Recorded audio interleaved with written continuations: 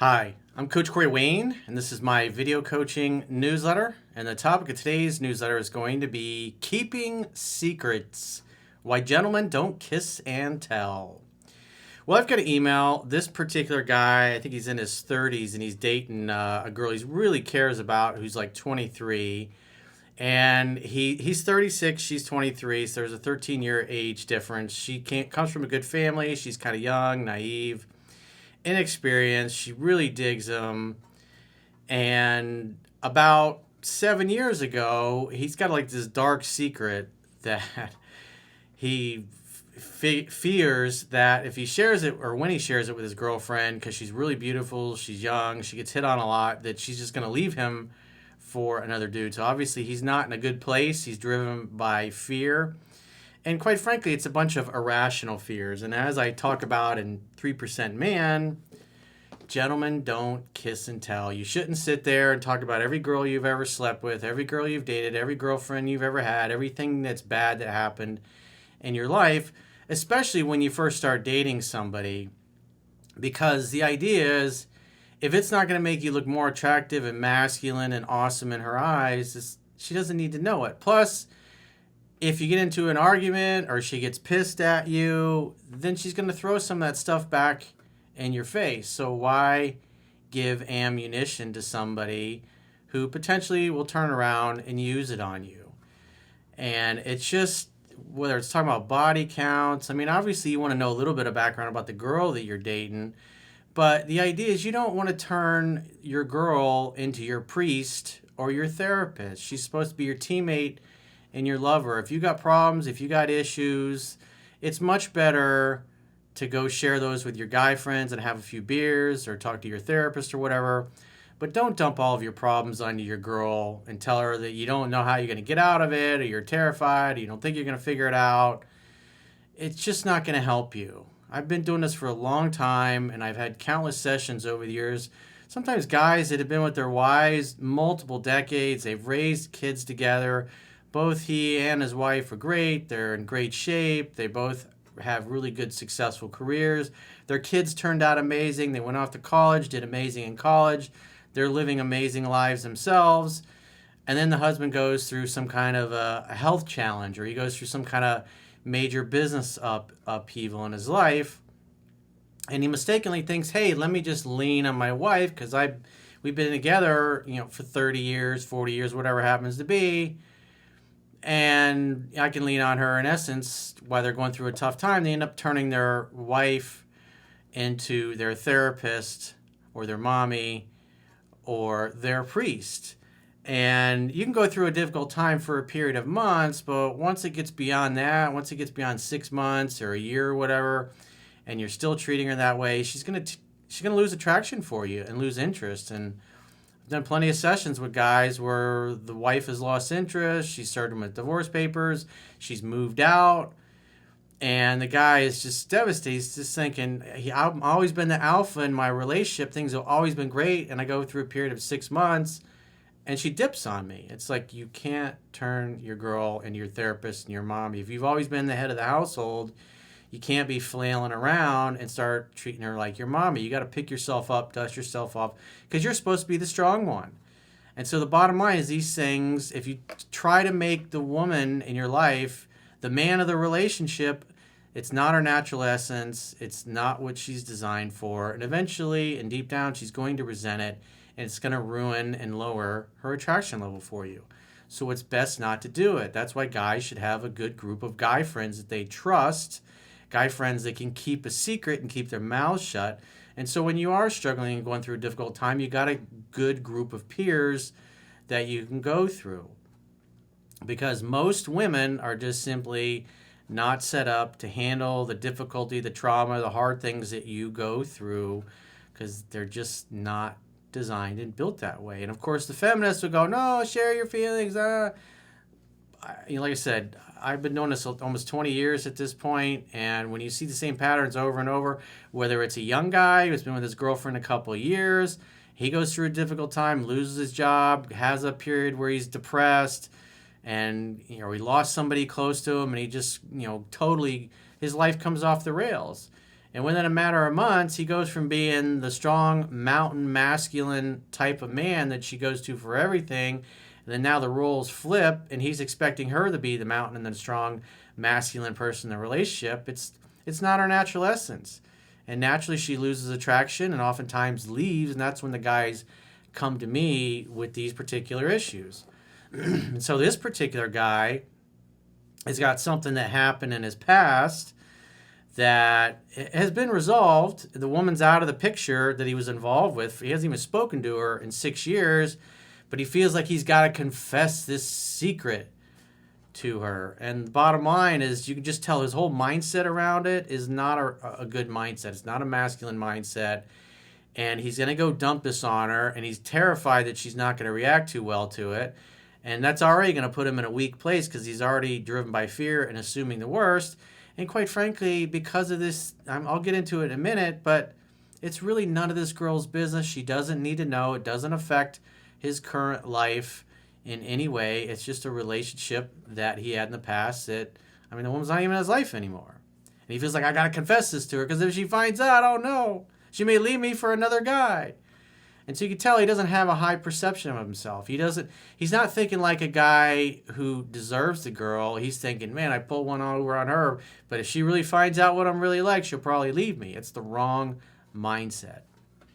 And so some things are just better kept to yourself. Women typically just do not react well to hearing about your exes or your exes being in your life, or when you've had a good experience with an ex and you're on good terms with them. It's just, these things are not helpful to your current relationship, especially if there's negative things. It's just, how is your girlfriend going to become more attracted to you by telling her this secret? She's not. So why throw an unnecessary hand grenade into your relationship and risk causing problems, especially when your mindset is already screwed up around the issue? And then she doesn't react too well to that, and you're already terrified of what happened. Now you're driven by fear. It's like going into a flat spin in a plane. It's like almost impossible to get out of, and the guy will just literally drive the relationship right into the ground because he's totally driven by fear. Don't make your girlfriend your therapist, your mommy, or your priest. She's supposed to be your teammate, your lover, your joy, your fun, the nurturer and mother to your children. If you guys are going to have kids together, don't try to make her the man in the relationship. And if you do, you can't do it for very long because it's not her natural essence. She's going to resent it, and she's going to get turned off fairly quickly. Like I said, I've got guys that have been with their wives and raised their kids. The kids are adults, and they've gone off and started families of their own. And they go through a period of 6 months or a year, and they just are having a really hard time. Maybe it's a health issue or a business failure or some calamity that's going on in their life. And then the girl moves out, and it's like, I thought I could lean on her too. That's what everybody always told me. It's my turn to go through a tough time and lean on her. You can do it for a short period of time, but when it's an extended period of time, 6 to 12 months or more, it's just not going to end well. So keep it to yourself. If she doesn't need to know, it's a need to know basis. And if she don't need to know, and it's not going to help your relationship, it's not going to cause her to think even more highly of you, then don't say it. Keep the secret. Gentlemen, don't kiss and tell. It's a good policy. Because why give somebody things that they can use, fears or weaknesses, to exploit? It's just unnecessary. And quite frankly, it's stupid.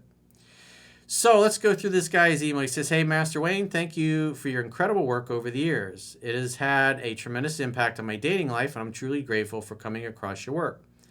I've been following your teachings closely, although I haven't managed to read your book more than twice. He says, I know, not even close. Well, in the long run, you're going to have a hard time sustaining your success if you don't learn the book. I talk to guys pretty much every day. I do phone sessions, and guys like you, they learn the pickup skills, some of the dating skills. They never bother for the relationship stuff because they typically don't really need it until you're 6, 12 months, a year or two in the relationship. And then things just the wheels come right off the wagon. And then they're trying to put things back together. Then they're trying to cherry pick in videos. It's great for the coaching business, but people still don't listen. And that's why I harp on it all the time. And people bitch in the comments, you're always talking about reading your book 10 to 15 times. You got to learn the fundamentals. When Tom Brady was playing football, you didn't see him showing up at football practice the first day of training camp and going, I don't need the damn playbook. I know all these plays. I've been doing this shit for 20 years. He's constantly in the playbook. He's constantly watching film. He's constantly trying to get better. The fundamentals are the fundamentals. Repetition is the mother of skill. You have to get to the point where you know this book backwards and forwards to where you could teach a class on it. And when you have... And that's part of the reason why this guy's so scared and full of fear is because he doesn't really own the material. And the fears are creeping in. And like I said, the longer this relationship goes on, the harder it's going to become for him to maintain it. And he's already having a hard time keeping his composure together because something that in his mind he's built it up to be this big deal. And it's quite frankly not really that big of a deal.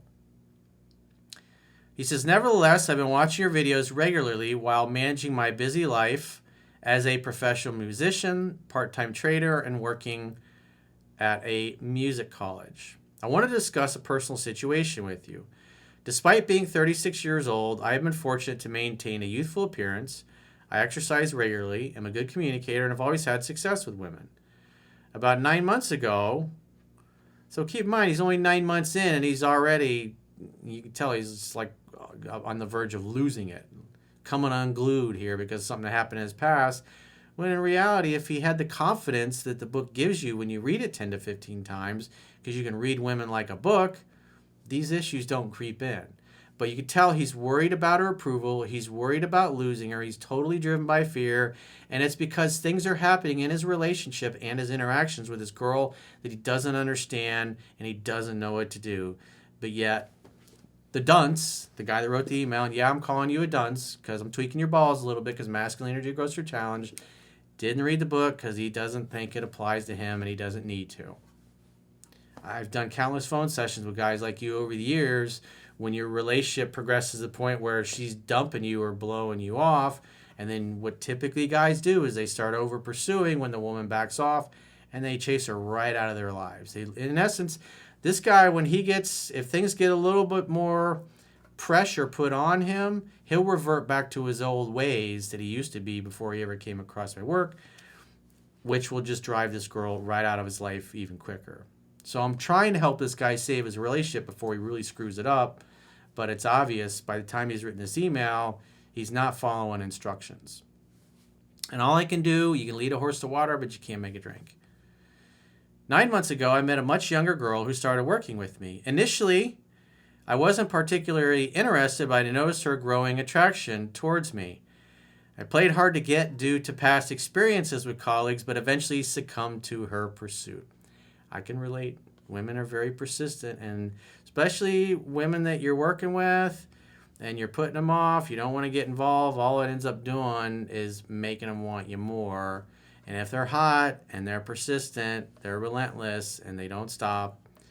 And like I said, eventually succumbed to it. It happens. I'm an innocent child of God, of course.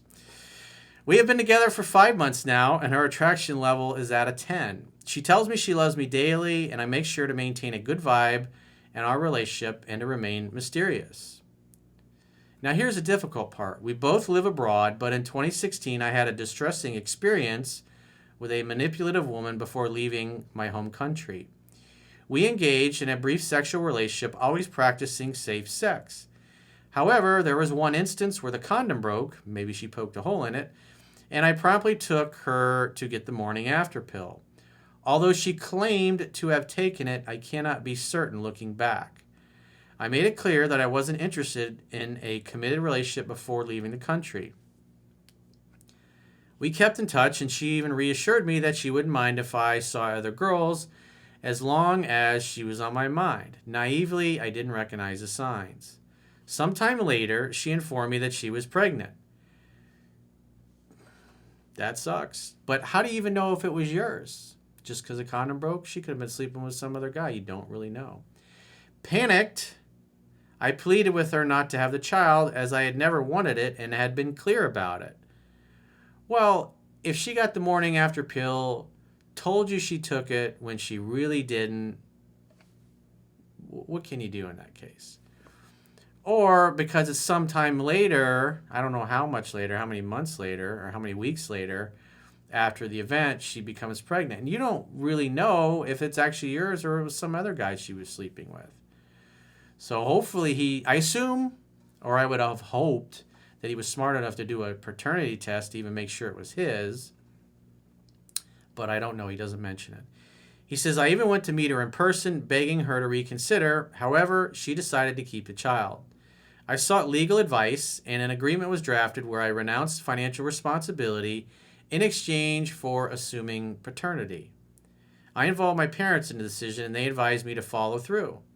I did not give the child my surname, but since then, the woman has had no contact with me for 6 years. Out of sight, out of mind.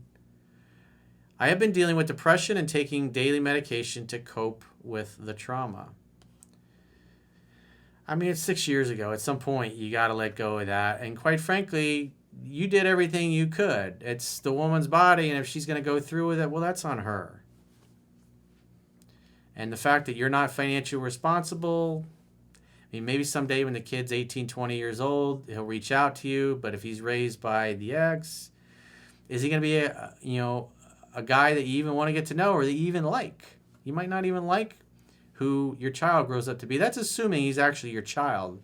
I don't know if he actually did a paternity test after the child was born to make sure it was his, but he signed an legal agreement, so he's legally obligated wherever country it is that he's at. So he says, my current girlfriend, whom I consider to be the girl of my dreams, is unaware of this situation. She is 23 and has been very protected by her parents, making her extremely naive and innocent. Well, let's keep her that way. This information is a need-to-know basis, and it's between you and your parents and the ex-girlfriend. If you don't think it's a big deal, your girlfriend's not going to think it's a big deal. And that's why just don't ever mention it to her. It's none of her business. It doesn't concern her. You're not involved in the child's life, and that's assuming the kid's even yours. And like I said, I don't know if you ever did a paternity test. So if you didn't do a paternity test, you can't even be sure it's even your child. She is blonde, petite, gorgeous, and a singer pursuing a pop career. I am always witnessing guys who constantly hit on her. I fear that revealing the truth may overwhelm her and jeopardize our relationship. Again, this is not information that's going to add any value or any benefit to her or you or your relationship. And you're already worried about how it may look. Again, this is the kind of thing that you just take to your grave. You just don't share it. It's none of her business. We share a loving and caring bond, the kind I didn't believe existed until I came across your book. However, as time passes and we grow closer, it becomes increasingly difficult for me to keep this secret. Well, keep your mouth shut, dude. And if you can't keep your mouth shut, well, that's on you. I'm unsure of when or how to approach this topic. I would never, ever approach it. It's none of her business. Gentlemen, don't kiss and tell. It's in the book. This is not information that's going to be of any benefit to you and her relationship. You don't talk to the girl anymore. You're not involved in the child's life. You don't even know anything about the kid. You don't even know where they are, or maybe she's gotten married to somebody else and had kids with them. You just have no idea. Who cares? Doesn't matter. He says, I apologize for the lengthy email, but it's a delicate matter, and I would greatly appreciate your guidance in navigating this challenging situation. Thank you once again for everything you've done, and I'm forever grateful to you. Well, Bob, I'd keep your mouth shut. I wouldn't say anything to anybody. She doesn't need to know anything about it. And just hang out, have fun, and hook up. And enjoy your life.